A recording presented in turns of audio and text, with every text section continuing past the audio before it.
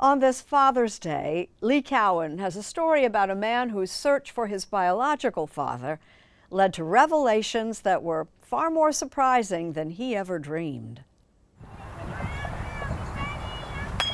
This tale, like so many good yarns, begins with baseball. Love that inside pitch. Matt Katz is a lifelong Mets fan. Playing ball with his son Ruben is what Father's Day memories are made of.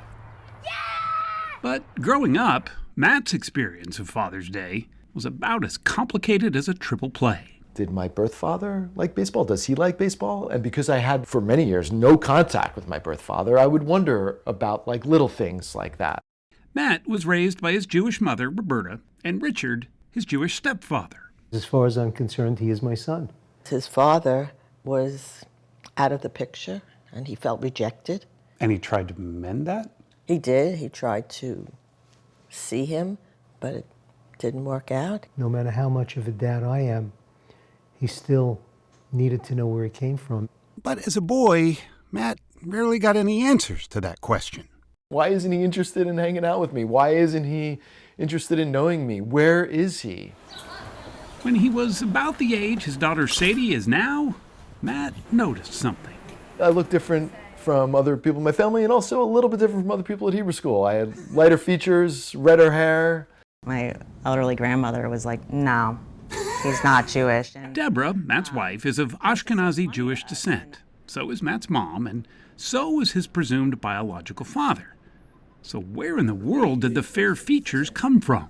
I took a DNA test, as did my wife, just to see if we could, figure out a little bit more about our people. What were you expecting? I was expecting to find out, I was 100% Jewish. And instead? Instead, I found out I was just half Ashkenazi, Eastern European Jewish, and I was half Irish. I'm not saying that. It seemed inconceivable, and yet it sort of made sense, too. I would look at myself in the mirror and be like, wow, holy crap. You do look like a half Jewish, half Irish guy. Just like a four-leaf clover, his family tree started to blossom. He found out that he had 3 half-siblings as well. It's wild to be middle-aged and all of a sudden have sister-in-laws and cousins, and that never existed before. But here's the thing.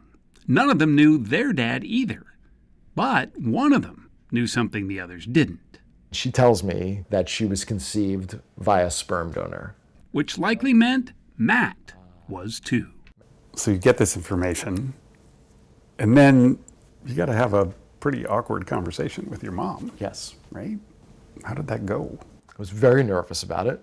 Now we should preface what follows by saying Matt is a Peabody Award-winning journalist at WNYC Public Radio in New York. The Manhattan District Attorney's Office announced that... He's used to tracking down answers. He's used to asking tough questions, but not of his own mother. Yeah, I remember sitting on the couch, and he prefaced the conversation with how much he loves me and how much he loves Richard, and then he threw the bombshell.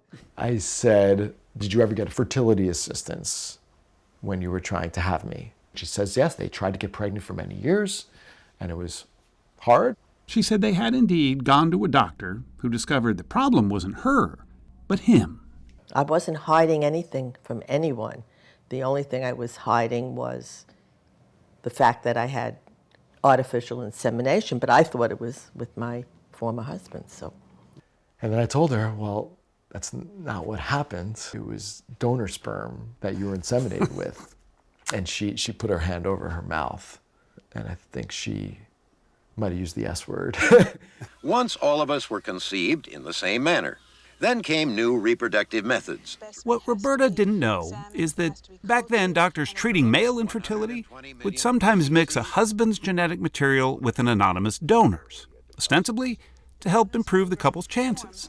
Now, Matt was born happy and healthy.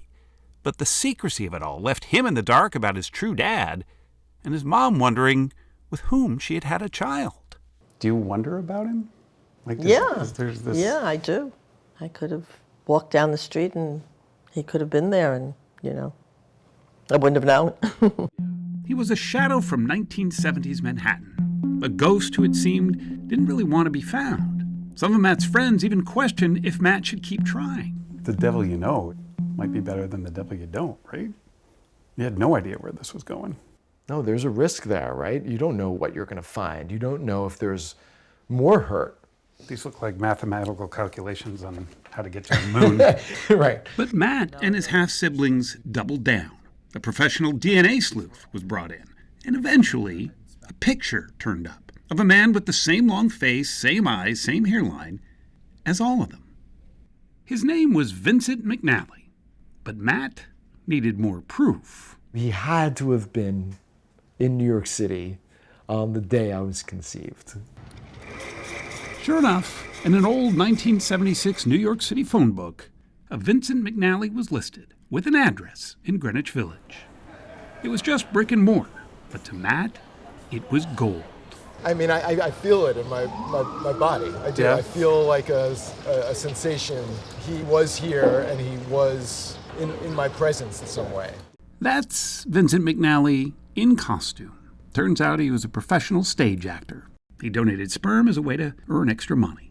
Matt found pictures of him, theater reviews, and playbills, including an eerie description of one of his final performances. And one of those plays, his estranged children, adult children, come back and find him. But the ghost Matt had been chasing all his life eluded him one final time. Just before Matt was going to call him to tell him the news, he found a death notice. Vincent McNally had passed away just 4 years prior. Maybe we were never supposed to meet in person. Just yesterday, Matt celebrated his daughter's bat mitzvah. 2 of his 3 half-siblings were there too. A blending of a now extended family, long overdue.